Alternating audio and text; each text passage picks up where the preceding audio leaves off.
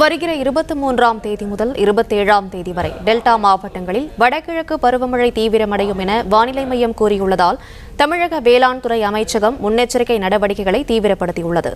இதுகுறித்த விவரங்களை செய்தியாளர் ராஜகுமரன் வழங்க கேட்கலாம். ராஜகுமரன், வணக்கம். விவரங்களை சொல்லுங்க. நாளை முதல் 27ஆம் தேதி வரை வடகிழக்கு பருவமழையானது டெல்டா மாவட்டங்களில் கனமழையாக பெய்யக்கூடும் என்று வானிலை ஆய்வு மையம் எச்சரித்திருக்கக்கூடிய சூழ்நிலையில் வேளாண் துறை அமைச்சர் தரப்பில் இந்த அறிக்கை வெளியாகி இருக்கின்றது. அதன்படி வெள்ள சூழ்நிலையில் நெற்பயிருக்கான மேலாண்மை நடவடிக்கைகளை என்ன மேற்கொள்ள வேண்டும் என்று விவசாயிகளுக்கு அமைச்சர் அறிவுறுத்தலை வழங்கி இருக்கின்றார்.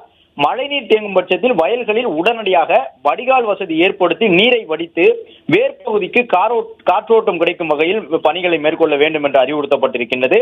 மழைக்காலங்களில் உரம் இடுதல், பூச்சி மருந்து தெளித்தல், களைக்கொல்லி இடுதல் போன்றவற்றை விவசாயிகள் தவிர்க்க வேண்டும் எனவும், போதிய சூரிய வெளிச்சம் தென்பட்டவுடன் ஏக்கருக்கு 2 கிலோ யூரியாவுடன் 1 கிலோ ஜிங்க் சல்பேட் உரங்களை 200 லிட்டர் தண்ணீரில் கரைத்து கைத்தெளிப்பான் மூலம் இலை வழி உரமாக தெளிக்க வேண்டும் என்றும் அறிவுறுத்தப்பட்டிருக்கின்றது. நெற்பயிர்கள் வெள்ள நீர் தேங்கி நின்றால் தூர் வெடிக்கும் பருவத்தில் ஊட்டச்சத்து பற்றாக்குறை தென்படுவதற்கு வாய்ப்பு இருக்கின்றது. அதனை சரி செய்ய மழை நின்று நீர் வடிந்த பிறகு ஏக்கருக்கு 22 கிலோ யூரியா, 18 கிலோ ஜிப்சம் இவற்றுடன் 4 கிலோ வேப்பம் புண்ணாக்கு கலந்து ஒரு இரவு முழுவதும் வைத்திருந்து 17 கிலோ பொட்டாசியத்துடன் வயலில் இடுதல் வேண்டும் என்று அமைச்சர் தரப்பில் அறிவுறுத்தப்பட்டிருக்கின்றது. மழைக்காலத்தில் புகையான் பூச்சி தாக்குதல் பொருளாதார சேத நிலைக்கு மேல் செல்லும் பொழுது அந்த வேம்பு சார்ந்த பூச்சி மருந்தாகிய அசாரிடாக்டின் 0.3% என்கின்ற மருந்தினை வேளாண் துறையின் பரிந்துரைப்படி உபயோகப்படுத்த வேண்டும் என்று விவசாயிகளுக்கு அறிவுறுத்தப்பட்டிருக்கின்றது.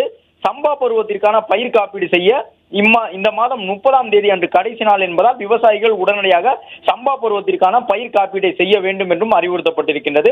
வடகிழக்கு பருவமழை தீவிரமடைந்திருக்கக்கூடிய சூழலிலும் போதுமான அளவிற்கு யூரியா, பொட்டாஸ், காம்ப்ளெக்ஸ் உள்ளிட்ட உரம், பூச்சி மருந்துகளும் இருப்பு வைக்கப்பட்டுள்ளதாக அமைச்சர் MRK பன்னீர்செல்வம் தெரிவித்துள்ளார்.